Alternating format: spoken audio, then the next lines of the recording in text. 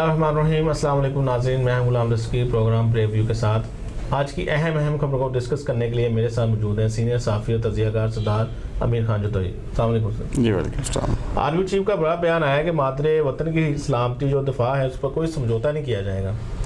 بسم اللہ الرحمن الرحیم. سب سے پہلے دستگیر صاحب میں آپ کو بتاتا چلوں کہ بیسیکلی جو یہ پاکستان کے آرمی چیف کا جو آج کا بیان ہے یہ اس تناظر میں ہے کہ پچھلے چند دنوں سے نا انڈیا کے جو آرمی چیف ہیں نئے وہ جو ایک بینڈ باجا کی آرمی ہم اس کو کہتے ہیں ان کی وردیوں والے, تو ان کا جو بیان آیا نا کہ ہم پاکستان کے آزاد کشمیر پر بھی حملہ کریں گے, آزاد کشمیر پر قبضہ کر لیں گے, تو اس سلسلے میں آج بڑی اہم اس حوالے سے اجلاس ہوا.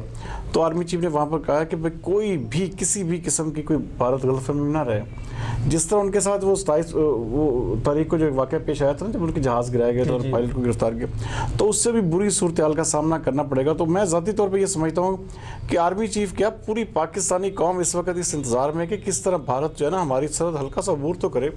بھارت کے ہم نے ٹکڑے شاید ہم بھی اپنی زندگی میں دیکھیں گے.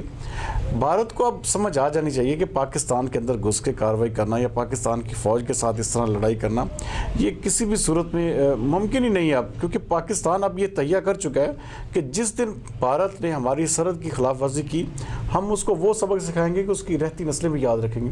تو اس سلسلے میں یہ بڑا بیان ہے اور ہم اس کی مکمل طور پہ تائید کرتے ہیں اور سمجھتے ہیں کہ پاکستان آرمی چیف کے جو بیان ہے اس کو بالکل انڈیا جو ہے وہ سیریس لے. تو یہ بھارت کے لیے ایک فلی اعلانیہ ہے. جی بالکل اعلانیہ, ہم تو بالکل فل اعلانیہ اس کو بتا رہے ہیں کہ آپ اپنی جو آپ کے جو گھٹیا پن ہے وہ اپنے پاس رکھیں اور اپنی یہ جو گھٹیا قسم کی سوچیں ہیں کہ ہم آزاد کشمیر پہ حملہ کریں گے یا آزاد کشمیر پہ قبضہ کر سکتے ہیں, تو یہ اپنی سوچ اور اپنا جو ایک وہ جیسے کہتے ہیں نا مکرو چہرہ وہ صرف اپنی حد تک رکھیں انڈیا میں ہی, تو پاکستان کے معاملات میں دخل اندازی مت کریں.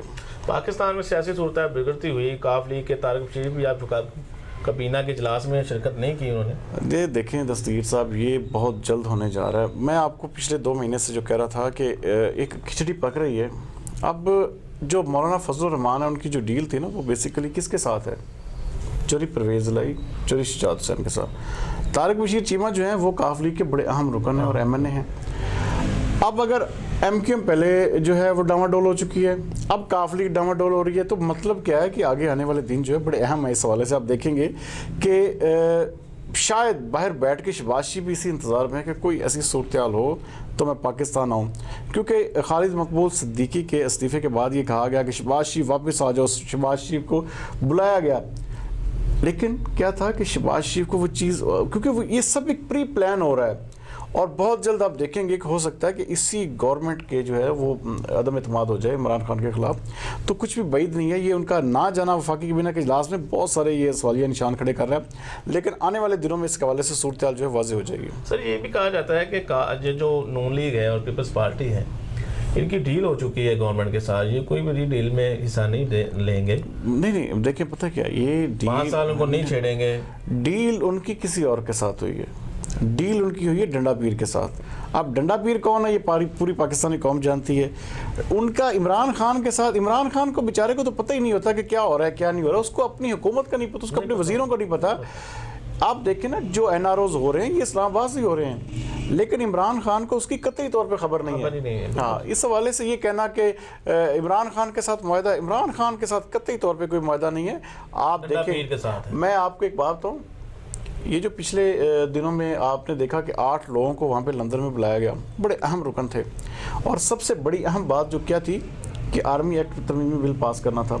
تو وہاں پہ اصل مقصد کیا تھا, جب یہ سب لوگ شہباز شریف کے ساتھ باہر میٹنگ کر کے جب نواز شریف کے پاس پہنچے تو نواز شریف نے اپنے بیٹے حسین نواز کو کہا کہ قرآن پاک لے آؤ. قرآن پاک پہ ان 8 جو ان کے جو لوگ گئے تھے نا خواجہ آصف سمیت, ان کے ہاتھ رکھوایا گیا اور انہیں کہا گیا کہ آپ یہ باہر بات نہیں کریں گے, آپ نے کیا کرنا ہے آرمی ایکٹ ترمیم میں حمایت کرنی ہے. بالکل ایسے ہی ٹھیک ہے. اور اب دیکھیں نا نواز شریف کی سیاست کو اس سے بڑا نقصان پہنچا ہے.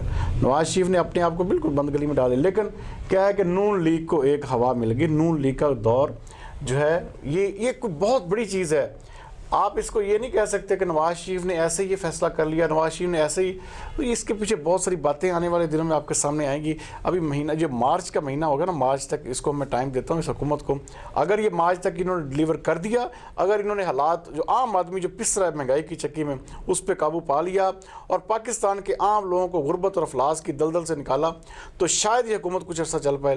لیکن مارچ کے بعد اس حکومت کے پاس ٹائم نہیں ہوگا. ایم کیو نے بھی وزیر اعظم سے کل کی ملاقات کی تردید کر دی ہے. بالکل، وہ بات بالکل صحیح بات کر رہے ہیں. دیکھیں پتہ کہ خالد مقبول صدیقی نے یہ چھوڑتے ہوئے کہا تھا کہ ہم حکومت کا ساتھ دیں گے. ایک سب ایک بیانیہ ہوتا ہے، ایک لفاظی ہوتی ہے. تو اصل میں جو خالد مقبول صدیقی جو ہیں وہ بھی ایک اسی ہی ایک کشمکش میں ہیں کہ ایم کیو ایم پیچھے ہٹے گی، کاف لیگ پیچھے ہٹے گی.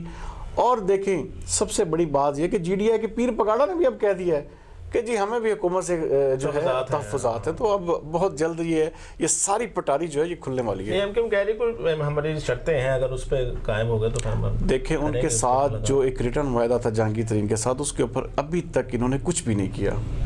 ابھی تک ایک سنگل، وہ کہتے ہیں کہ 100 میں سے 1% بھی کام نہیں ہوا اس معاہدے پہ جو ہمارے ساتھ کیا گیا تھا. تو آنے والے دن آپ کو ظاہر کر دیں گے اس کے حوالے سے کیا ہوتا ہے. پاکستان اور بنگلہ دیش کی کرکٹ ٹیموں کے درمیان جو سیریز ہے اس کے معاملہ طے پا گئے ہیں. جی دیکھیں نا، یہ بڑے بور رہے تھے بنگلہ دیش والے کہ ان کو وہ کہہ رہے تھے کہ جی ہم کسی قیمت پہ بھی ہم دورہ نہیں کریں گے، یہ نہیں ہوگا، سیکورٹی ایشوز. دیکھیں ان دی اینڈ آپ کا جو موقف ہوتا ہے نا، جو ایک بالکل آپ اصولی موقف پہ ڈٹے ہوتے ہیں، وہ ہمیشہ کامیاب ہوتا ہے. اور سب سے بڑی چیز یہ ہے کہ پاکستان نے کہا تھا ہم آپ کے ساتھ ٹیسٹ اگر کھیلیں گے تو پاکستان میں کھیلیں گے، ورنہ 2020 بھی نہیں کھیلیں گے. اور وہی ہوا. اب 3 2020 ہوں گے لاہور میں، 2 ٹیسٹ ہوں گے، ایک پنڈی میں ہوگا، ایک کراچی میں ہوگا، اور ایک ون ڈے بھی ہوگا. تو پوری سیریز کھیلنے کے لیے آ رہے. تو اس میں جو آئی سی سی کے جو چیف ہے نا ششانک منوہر، حالانکہ ان کا تعلق انڈیا سے ہے، انڈیا کے بورڈ کے چیئرمین بھی پہلے رہ چکے ہیں، لیکن یہ ساری جو ڈیل ہے اس میں کروانے میں ان کا اہم کردار ہے. انہوں نے جی بالکل. نواز شریف کی رپورٹس ہیں پنجاب گورنمنٹ اور عدالت کو بھجوائی جا رہی ہیں. ہاں جی، یہ ترجمان نون لیگ کا آج بیان آیا. دیکھیں پتہ کہ آج بڑی نا ایک عجیب قسم کی انہوں نے پریس کانفرنس کی ڈاکٹر یاسمین راشد نے. انہوں نے کہا جی کہ جی وہاں پہ وہ کر رہے ہیں، وہ کھا رہے ہیں، وہ پی رہے ہیں اور رپورٹ نہیں آ رہی، تو ہم کیسے اس چیز کے اوپر کر سکتے ہیں. تو انہوں نے اسی جو ہے اسلامی انہوں نے اپنا جواب دیا. ترجمان جو نون لیگ ہے مریم اورنگزیب، انہوں نے کہا کہ ہم ان کی رپورٹس بھی بھجوا رہے ہیں اور یہ خاطر جمع رکھیں، باقی بھی سارا کچھ ہو جائے. کیونکہ میں نے آپ کو بتایا کہ عمران خان کے ساتھ ڈیل نہیں ہے، یہ ڈیل کہیں اور ہے. تو یہ ساری چیزیں جو ہیں اب یہ جو مرضی کر لیں. یہ پتہ کیا ہے، جو جب چراغ بجھ رہا ہوتا ہے نا تو آخر میں پھڑپڑاتا ہے. یہ پھڑپڑا رہے ہیں، بس پھڑپڑانے دینے. پاکستان میں شدید سردی کی لہر ہے، بہت ساری اموات بھی ہو گئی ہیں، تو اس بارے میں آپ؟ جی اموات تو جو ہوئی ہیں وہ آزاد کشمیر کے علاقے میں، وہاں پہ کیونکہ برفباری بہت زیادہ ہو رہی ہے، یا سکردو والے علاقے میں وہاں پہ -میں ڈگری. یہ حقیقت بات ہے کہ یہ کچھ قریب 20 سال بعد جو ہے نا ایک سردی کی شدید لہر اس ملک میں آئی ہے. تو یہ 22 جو فروری ہے نا اس وقت تک تو یہ چلتا رہے گا. لیکن یہ ہے کہ سردی میں اب بتدریج جو ہے نا آنے والے 1 ہفتے کے بعد کچھ کمی جو ہے نا ہونا شروع ہو جائے گی. تو اب دیکھیں کراچی میں بھی 100 سالہ ایک قسم کا سردی کا ریکارڈ ٹوٹ گیا ہے. اب سب سے بڑی بات ہے کراچی میں کبھی سردی نہیں پڑی تھی. اب کراچی کے لوگ جو ہمارے دیکھیں، ہمارے وہاں پہ جو ویورز ہیں یا ناظرین ہیں یا جو ہمارے وہاں پہ نمائندگان ہیں، وہ بھی ہمیں رپورٹ کرتے ہیں کہ سردی جو ہے کراچی میں بہت زیادہ ہے.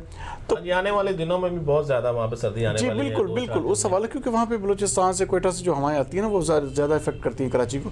تو یہ جو سال ہے نا سردی کے حوالے سے، یہ کافی سمجھ لیں کہ بڑے عرصے کے بعد جو ہے نا 2 ڈیکیڈز کے بعد 20 سال کے بعد یہ ایسا ایک سیزن آیا ہے. تو یہ فیس کرنا پڑے گا.